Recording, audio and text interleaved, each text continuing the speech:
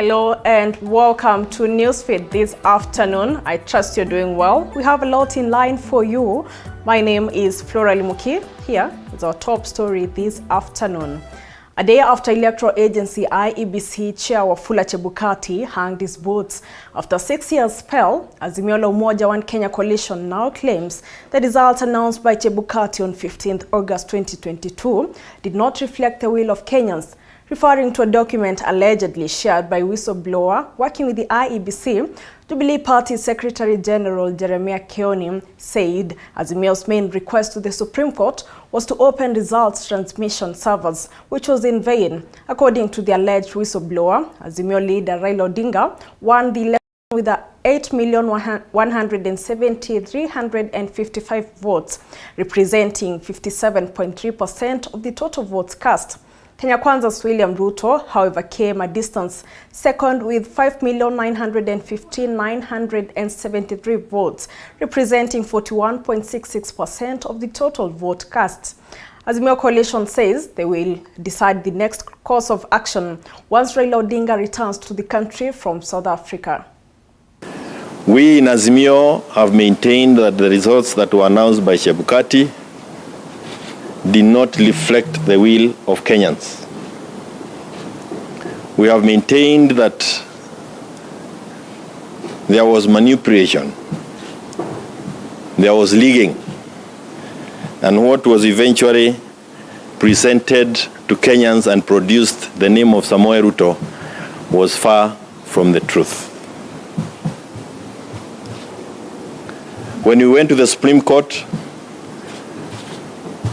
our main request was that servers be opened so that we can see what happened. We have received information from a whistleblower. What we have seen in one of the pages is that at one point, 144 constituencies had their results verified.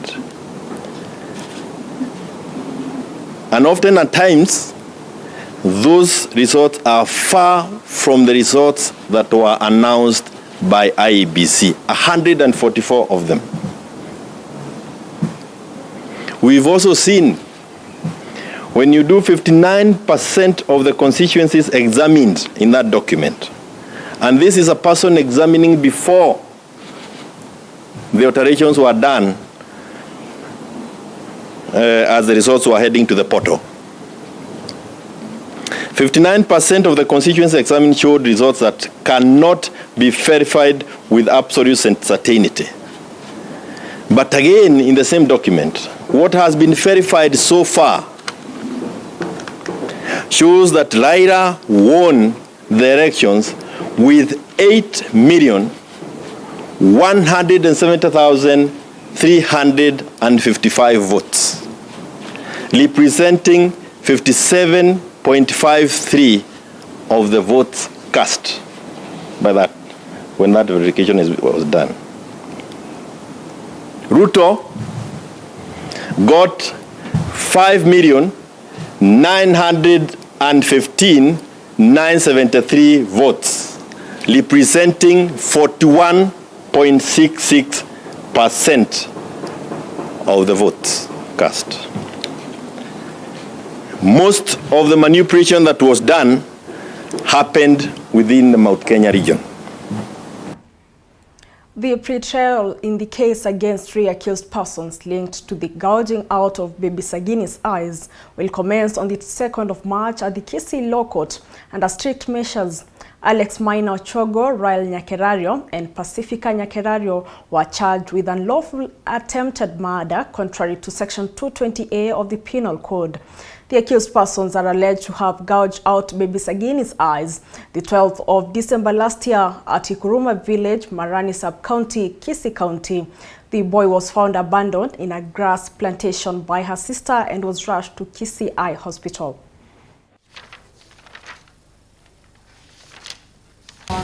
So I have confirmed that there's been partial pre-trial that has been conducted today.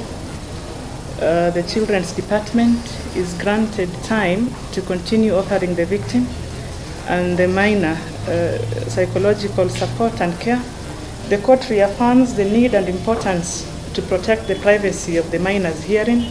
As a result, the media and all social media users are directed to avoid coverage that would in any way infringe upon the privacy of the minors and protect the privacy of the two minors.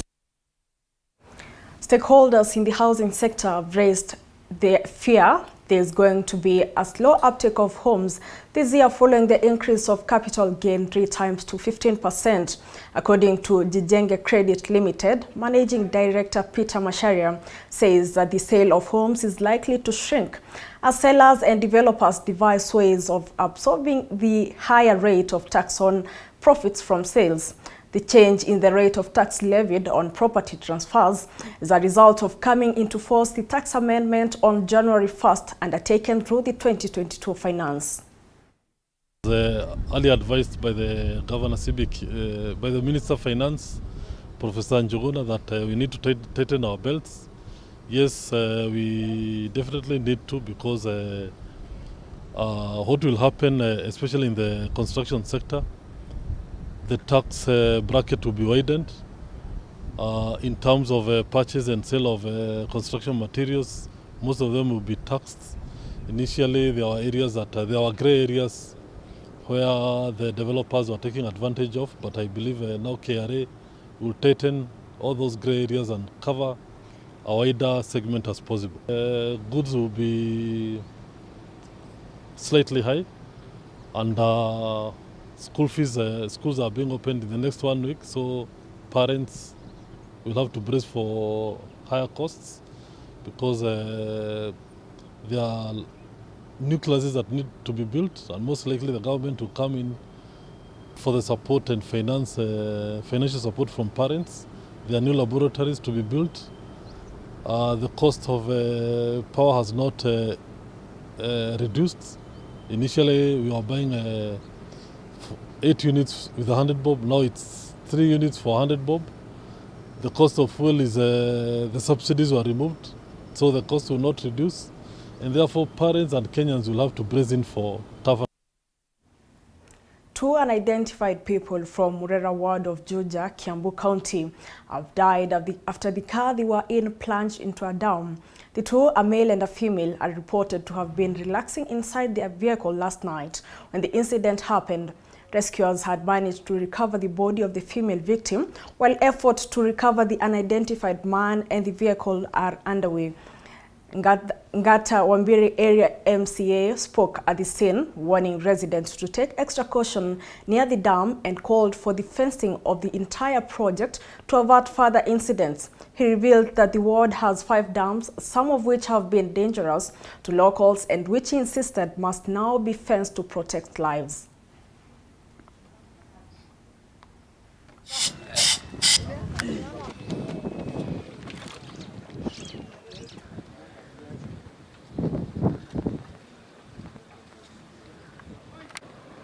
Tulilaukia hii shughuli ambapo bado tunang'ang'ana kutafuta mwili wa mwenda zake ambaye kunasemekana alikuwa ndani ya gari, na bado tunaendelea juu kwa sasa tumepata gari mahali iko ambapo ionekani, lakini already tushaipata. Lakini kabla tuitoe tunashughulikia kwanza kushughulikia mwili ambao kwanza tutautoa, alafu baadaye tutoe gari. Tukiendelea kama kiongozi hapa, niko na mswada nataka kuleta kwa bunge ili all the dams zikuwe zimesigirwa, tuone vile kama tutazuia watu kupoteza maisha yao juu ya damu. Area kuna kuja watu kujibamba masaa ya jioni. Unaonanga gari zinapula hapa, kila mtu anakuja na drink zake. Tukiangalia pale kumejaa chupa za pombe. Huku unajua hii maji inatumika, watu wanatumia hii maji huku. Sasa sisi tungetaka tu kuwa fence huku, tufensiwe huku. Kisha juu watu hadi wasikii wakiambiwa no swimming. Hadi kufish bado ule atakuanguka. Kinza watu hawasikii.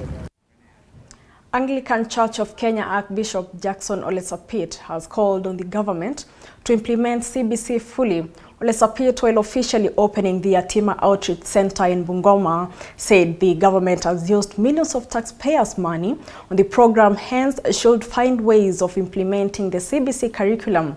He also urged the new IEBC commissioners who will take over the commission to work with diligence in delivering transparent and credible elections, as he wished the outgoing commissioners good endeavors.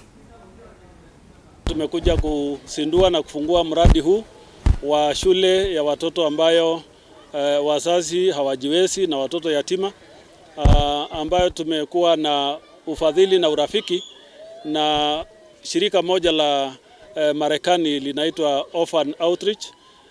Wamekuwa pamoja nasi kwa miaka sasa zaidi ya 9-8 hapa Bungoma, na wana miradi zingine kule Nairobi na Narok na sehemu zingine. Madhumuni ya miradi hii ni kupatia watoto nafasi ya masomo, hasa wale ambao wanatoka katika jamii na familia ambayo hawajiwezi. Kila taasisi tujibidishe kufanya kazi kwa Wakenya na haki kwa Wakenya na kuwatendea kila moja haki.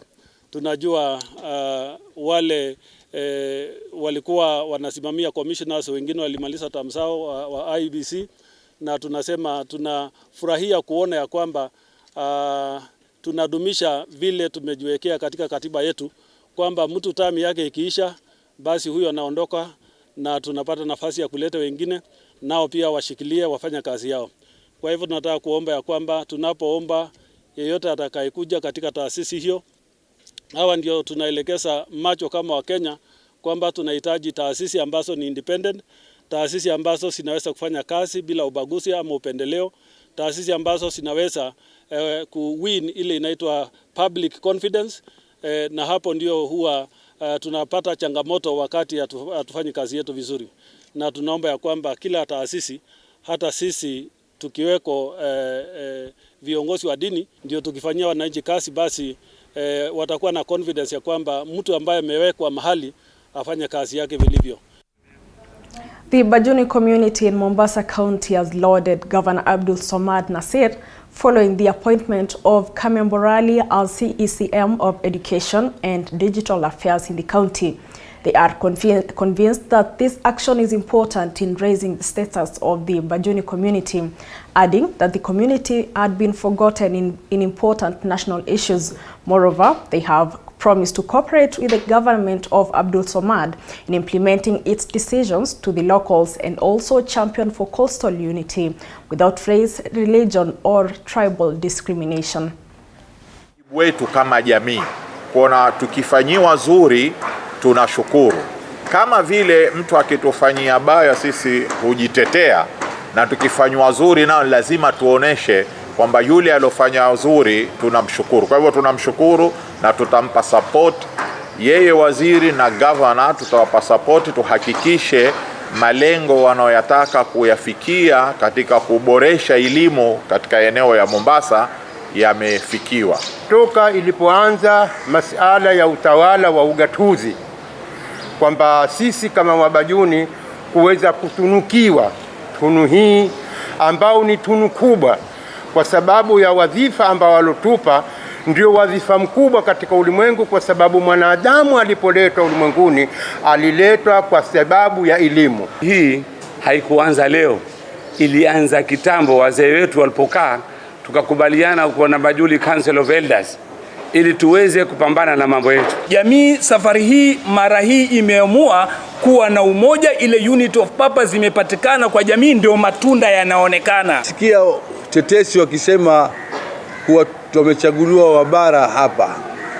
Wabara hapa, sisi tukizaliwa tumezaliwa na wao hapa. Wamekuja kabla mimi sijazaliwa hapa ndani ya Mombasa. Na ni ndugu zetu Wabara kama mtu yoyote. Well, a lot more is coming right after this short commercial break. Stay tuned.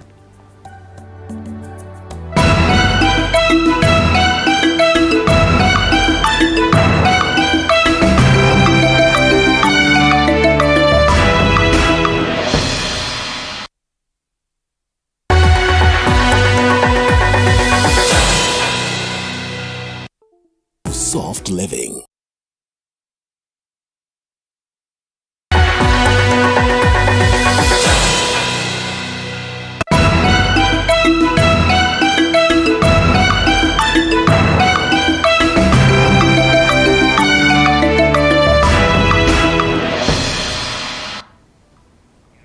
Welcome back and thank you for keeping it TV 47. Moving on, the government has 5 months to implement the ruling made by the African Court on Human and People's Rights in Arusha about the resettlement of Ogiek community that was evicted from Mau Forest land.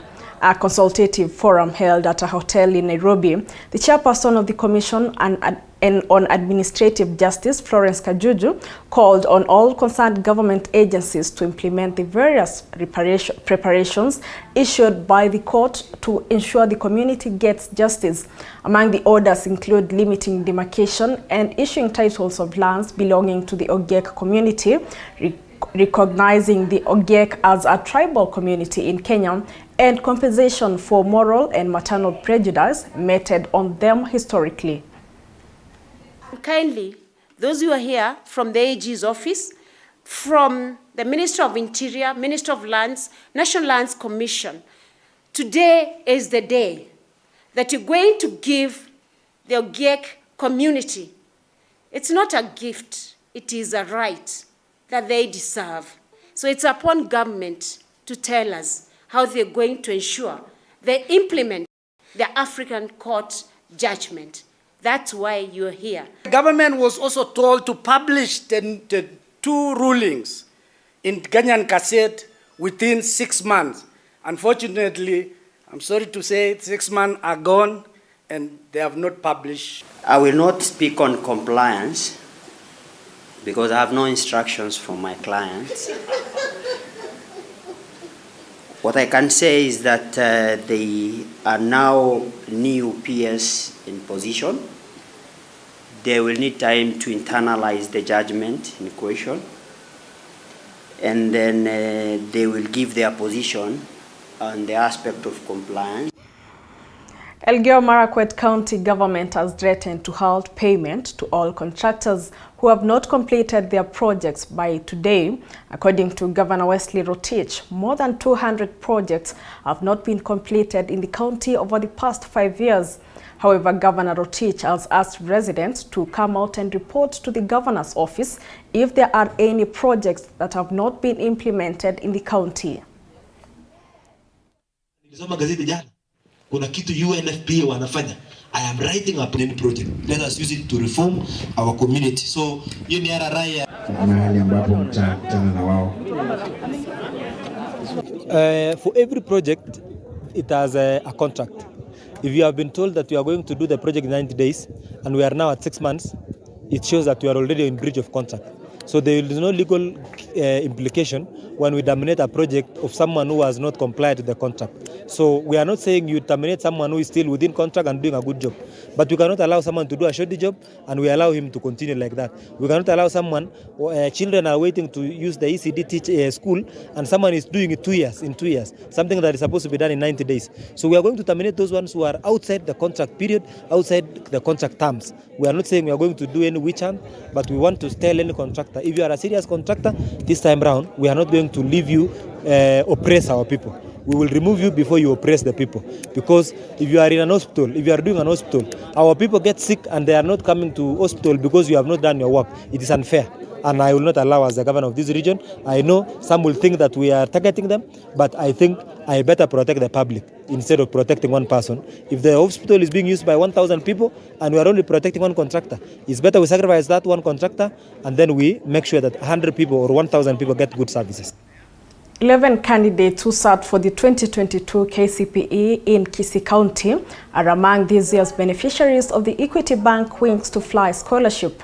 The group was flagged off to Nairobi to meet other students who had the same chance from around the country for a mentorship program for the 3 days as they are set to join Form 1 early next month.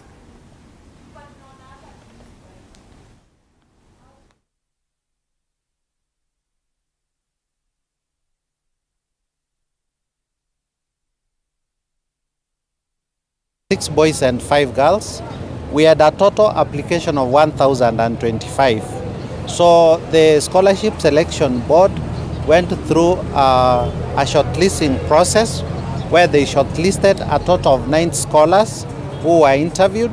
We were able to visit a total of 38 homes, and out of the 38 homes that we visited, we identified more than 25 scholars who were needy.